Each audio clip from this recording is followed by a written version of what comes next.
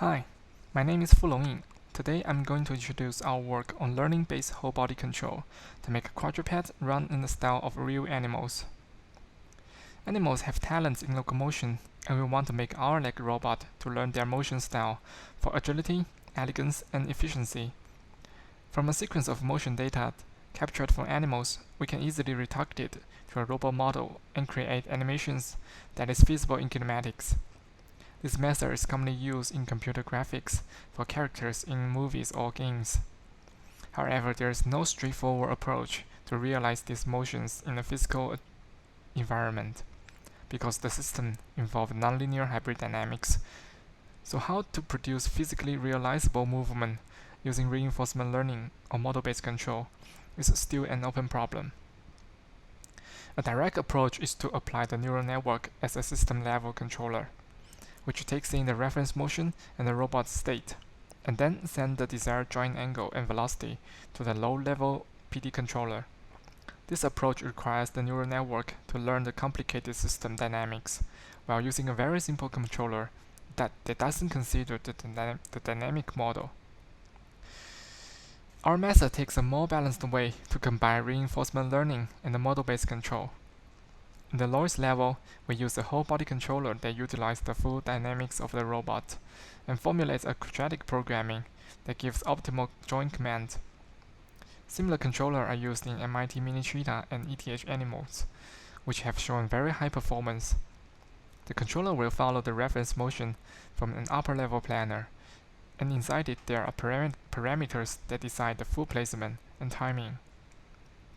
And these parameters are given from a planar-level style policy, which imitates the reference gait sequence.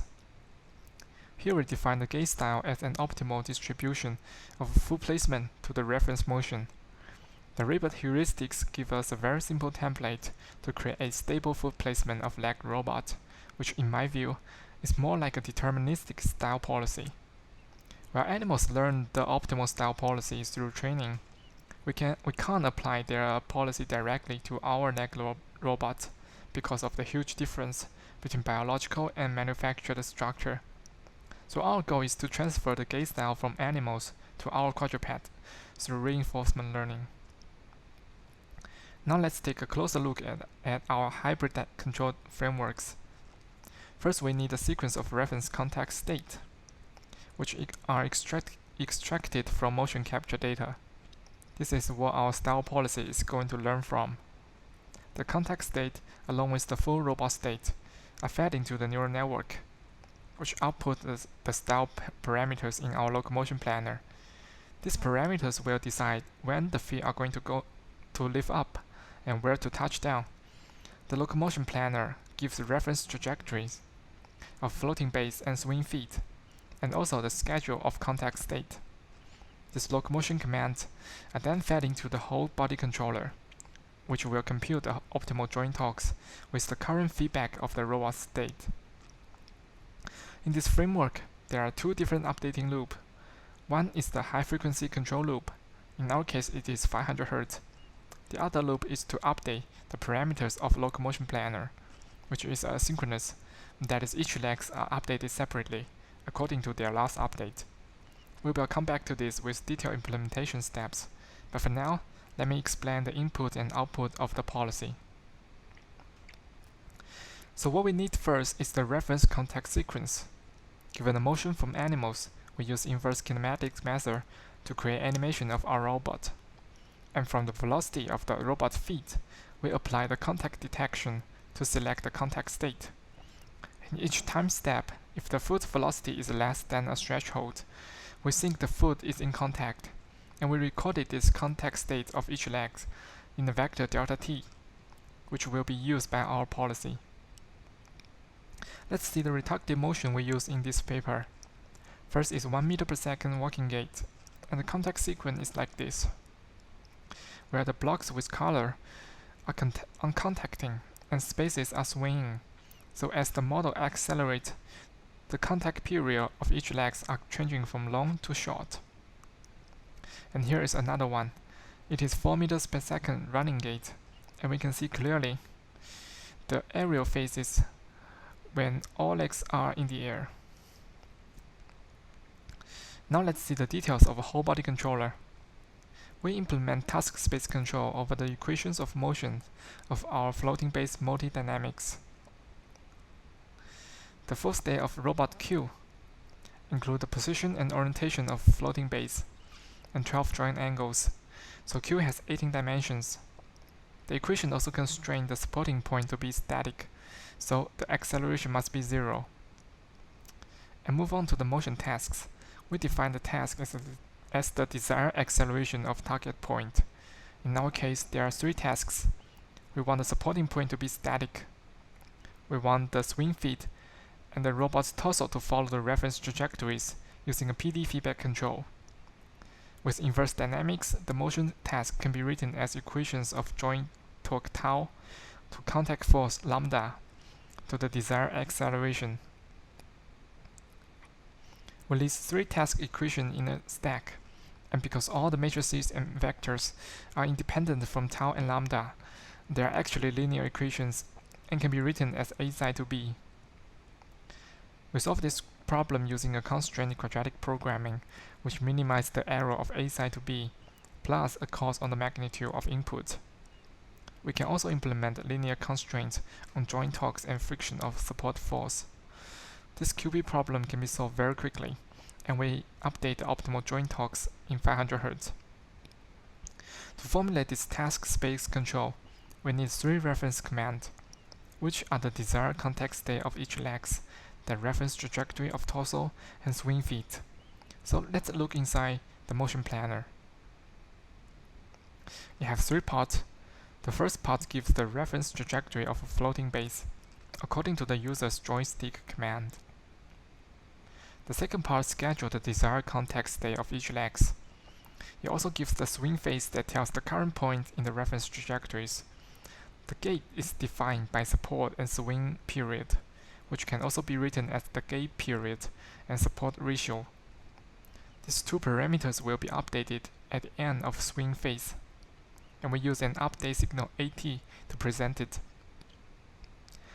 The third part draws the trajectories of swing feet relative to the body center, and there are 3 parameters to shape these trajectories: the height at the apex of swing phase, and the relative position at the middle of support phase. We call it the neutral point, which will determine the foot placement to be closer or further from the body. So there are 5 parameters that decide the movement of each legs, and we call them the style parameters, which can be set manually or by a learned policy. As mentioned earlier, the updating procedure for each legs are asynchronous, and I'm going to talk about how we implement it. So the gait planner of each legs are individual, and if we look at a single leg, the updating procedure is like the flowchart on the left. First, we have an initial set of parameters that gives the current support and swing period. Then, a clock inside the gait planner will iterate in every time steps to check whether it is the end of a swing phase, that is AT equals 1 or not. If not, then the iteration continues.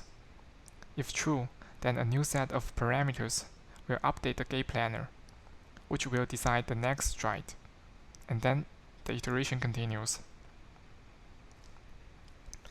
Now if we have 4 legs and 4 gait planner, the update signal becomes a vector of 4 digits, and if any one of the update signal is on, let's say the first leg for example, the neural network will run an inference and output parameters for all legs, but only the one activated in AT will be used to update, and others will remain unchanged.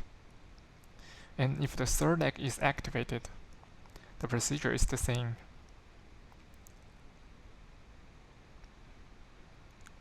Now let's see the quadruped controlled by our whole body controller with manually set parameters in a physical environment. First, a 1 meter per second walking. You can see the foot placement is the same at every step. And here's a 2 meter per second running with the same parameters. The foot placement is further forward because the moving speed is higher. With the understanding of the input and output, we can now look at the learning part in our framework. The observation has 120 dimensions, which includes the current update signal, 20 sets of the following reference contact state, and 2 sets of latest robot state. The first two terms in st-I is the difference of base position and orientation between the sample time t-I to the current time t, and the third term is the relative position of each feet to the body center. And the action contains the style parameters of each legs. The reward function we use has two terms, and they are quantized to 0 and 1 by some comparison criterion. The first one is the contact state tracking. We compare the contact state given by the Gait planner and the reference. If all legs are synchronized with reference, this term will be 1. The second part is the tracking of base position. If the error is less than a threshold, this term will be 1. And the weight of this reward function will leverage the motion to be more like the real one animal style, or more precise on the tracking the given trajectories. We train this model in Pi-Bullet simulation using PPO algorithm to follow a maximum 6-second trajectories, and you will maximize the expected total discounted reward. We also set terminate conditions. The model will be reset when the body velocity or the tracking error is too large. And let's take a look at the training results. First, we apply the walking style of retargeted motion to track a 1 meter per second trajectories. And here is a comparison in slow motion. You can see the quadruped controlled by our policy, whole body controller, shows a very similar movement to the reference motion.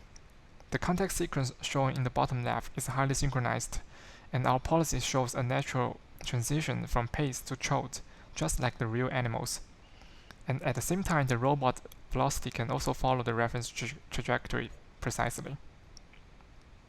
And here is the running motion combining a 2 meters per second trajectory and the retargeted running style. And if we look closer at the slow motion, we can find the contact timing is very close to the reference, and the aerial phase is very clear. But the foot placement doesn't stretch further enough because the retargeted motion is in 4 meters per second, and our controller can't reach this velocity in this gait, given that the maximum torque is limited to 40 Newton meter. And we can see from this plot, the motor in knee has already used its maximum power, so the capability of actuator certainly constrains the robot's performance. Another interesting result from our training policy is the distribution of foot placement, and if we compare it side by side to the manual style, we can see that our policy tries to place the feet near the center of mass, and we guess this might increase the stability while walking, because when legs on the same side lift up together, the distance between the center of mass and the supporting area is smaller than the manual setting, so the robot wouldn't fall to the other side. And for the running gait, we can see the foot distribution of all legs are overlapped, which can also be found in the gait style of real animals. This tendency to land their feet near the center of mass is critical to maintain balance in high-speed running. And surprisingly, even though we didn't use any prior knowledge of the foot placement and we didn't set a reward to check the foot position, our policy can still find this characteristic during the learning process. So we might say that the gait style of a real animal is transferred to our quadruped through reinforcement learning. I would like to thank my co-author and colleagues in Tencent Robotics X Lab for providing the robot system and their guidance in this work. I would also like to thank Annan Tang to work closely with me during our internship in Robotics X. Thank you.